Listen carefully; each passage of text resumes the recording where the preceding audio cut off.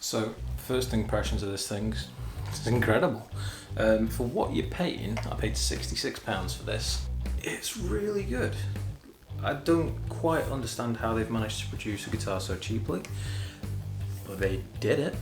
So the packaging was much better than anything Gear for Music gave me. If you watched my last video, you'll see the absolute horrors that I went through with that thing.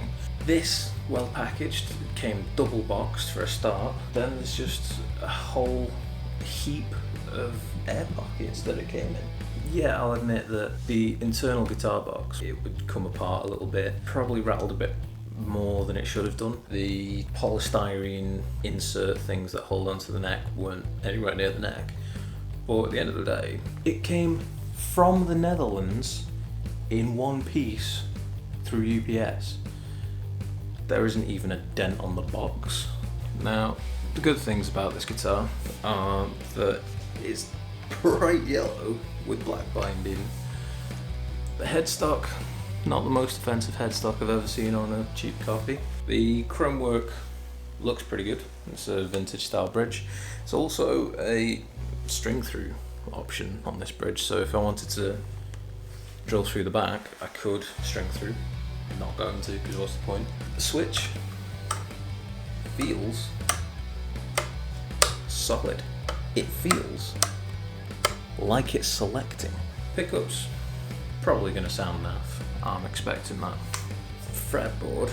Now I didn't look up what that was made of. It's a tighter grain than rosewood. It feels quite nice. Plastic nut, that feels very soft. Love the scratch plate. The neck is nice and chunky. It's thicker than the sort of neck that I usually use. Almost like a 50s profile. Not quite, still a little bit more 60s C-shape. Frets, they're shiny, which is a great start. It means it's not been stored in the wrong conditions. But a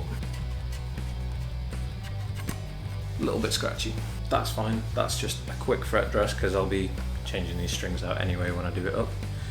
And I'll probably change this bridge purely because I don't like these little barrel guys. I feel there's not enough control over the intonation. It's come intonated well, but the low E is a little bit sharp as you get up to the 12th. It's not a huge deal. Probably going to switch out for black hardware. I think that'll look cool. Probably going to run a couple of visual tests on Kizekai TCT or something like that, just so I can see what it'd look like with all black. I may end up leaving it all chrome. Yeah, top little guitar. I highly recommend it. They've probably already sold out again, so we'll see if I end up doing a mod series on it. It sounds good as it is acoustically, so that's a good sign. This is the only thing that I would say about the finish on this, is that just the top edge feels really rough. You know, I don't play the headstock because that's not how you play guitar. The tuners, yeah, they feel cheap. Usually I can happily leave tuners on, but these are standard cheaps. Probably put a set of Wilkinsons on. I'm really liking Wilkinson's tuners lately. So yeah, impressed by this. I'll probably do a little sound test just so you can see exactly what it sort of sounds like out of the box.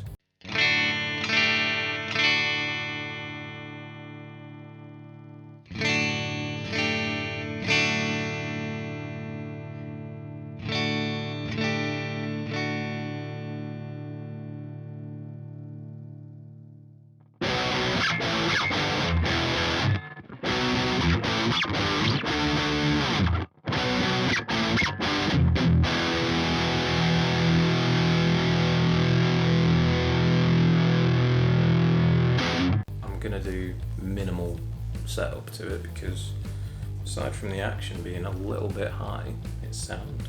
So yeah, Fazley, however you want to pronounce it.